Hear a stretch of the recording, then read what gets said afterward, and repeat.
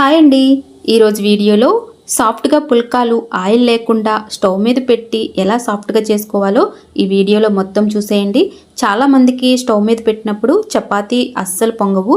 అలా కాకుండా ప్రతి పుల్కా కూడా మంచిగా పొంగేలాగా లోపలంతా కూడా కుక్ అయ్యేలా ఎలా చేయాలో ఈ వీడియోలో క్లారిటీగా చూపించాను. మార్నింగ్ నుండి ఈవినింగ్ వరకు కూడా చపాతీ గట్టిపడకుండా ఉండాలి అంటే చిన్న చిన్న టిప్స్ ఉంటాయి. లాస్ట్ వరకు మిస్ అవ్వకుండా చూడండి. మరి ప్రాసెస్లోకి వెళ్ళిపోదాం రండి. ముందుగా నేను పెద్ద కప్పుతో గోధుమ పిండిని తీసుకున్నాను. తర్వాత 1 స్పూన్ సాల్ట్ వేసుకుంటున్నాను. ఈ రెండు కూడా బాగా కలిసేలాగా ఒకసారి కలుపుకోవాలి. తర్వాత 1 గ్లాస్ వాటర్ మొత్తాన్ని కూడా వేసుకోవాలి.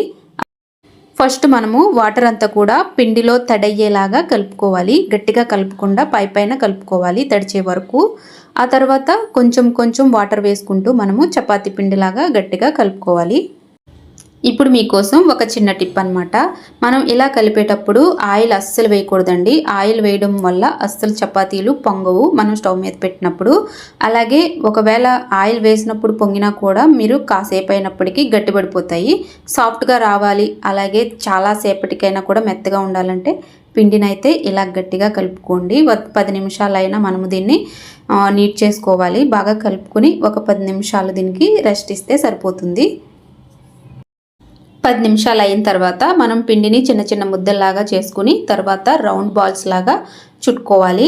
చూడండి, ఫస్ట్ పిండిని ఇలా చేత్తో పెట్టుకుంటే మాత్రం మనకి ఎక్కడ అతుకులు లేకుండా చపాతీ అనేది వస్తుంది అనమాట. మనకి పొరల్లాగా కూడా వస్తుంది ఇలా చేసుకోవడం వల్ల.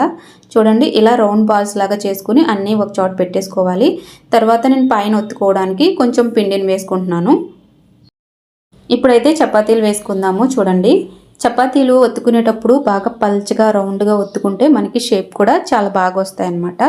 చూడండి, కొంచెం లేట్ అయినా పర్లేదు, కానీ చపాతీలు కొంచెం రౌండ్గా చేసుకుంటే మనకి పొంగుతూ బాగా వస్తాయి. లేకపోతే మీరు ఏదైనా షేపర్తో కట్ చేసుకున్నా కూడా చాలా బాగుంటాయి అన్నమాట. పిండి ఇలా కలుపుకోవడం వల్ల మనకి పొడిపిండి కూడా ఎక్కువ పట్టదండి. చాలా నీట్గా వస్తాయి చపాతీలు అయితే.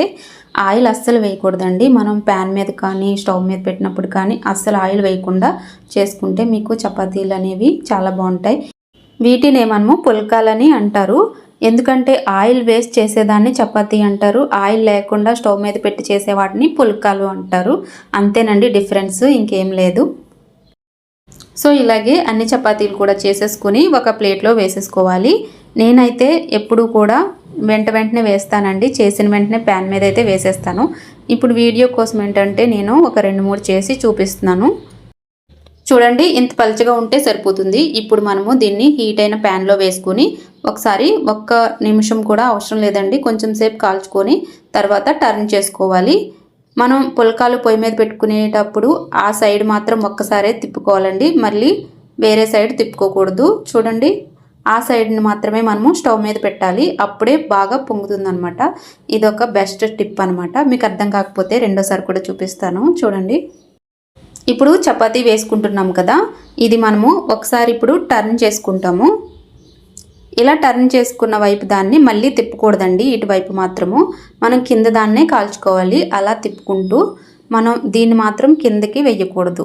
ఈ భాగాన్ని మాత్రం మనం స్టవ్ మీద పెట్టాలి, అప్పుడే మనకి పుల్కా అనేది బాగా పొంగుతుంది. చూడండి, దీన్ని మాత్రం నేను స్టవ్ మీదే పెడతాను.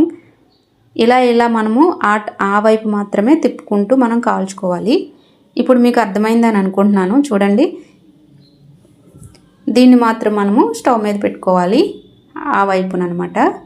ఇప్పుడు అలా చేసుకోవడం వల్ల మాత్రమే మీకు పొంగుతాయి. ఒకవేళ అది ఇది కూడా మనం 2-3 సార్లు తిప్పుకున్నామంటే అస్సలు పొంగదు స్టవ్ మీద పెట్టినప్పుడు. ఇవి నేను చాలా సార్లు ఎక్స్పీరియన్స్ చేశానండి, అందుకే మీకు చెప్తున్నాను ఎంత బాగా. ఇప్పుడైతే నార్మల్ చపాతీ స్టవ్ మీద పెట్టకుండా ప్యాన్ మీద పెట్టి చేసుకునేది ఎలా చేయాలో చూడండి. సాఫ్ట్గా రావాలంటే మనము ఒకసారి ఇలా 2-3 సార్లు తిప్పుకున్న తర్వాత మనం రెండో వైపున మనము ఇలా ఒత్తుకోవాలి. మీరు గరిటతో అయినా ఒత్తుకోవచ్చు అండి, లేదంటే చిన్న క్లాత్తోనైనా ఒత్తుకోవచ్చు. అలా ఒత్తుకోవడం వల్ల ఏంటంటే చపాతీ లోపల బాగా కుక్ అవుతుంది, అలాగే బాగా పొంగుతుంది కూడా, ఎక్కువసేపు సాఫ్ట్గా ఉంటుంది. సో మీరు ఈ చిన్న చిన్న టిప్స్ పాటిస్తే మీకు ఎప్పుడైనా చేసినప్పుడు పుల్కాలు చాలా బాగా వస్తాయి. వితౌట్ ఆయిల్ అనమాట, చాలా బాగుంటాయి టేస్ట్ అయితే.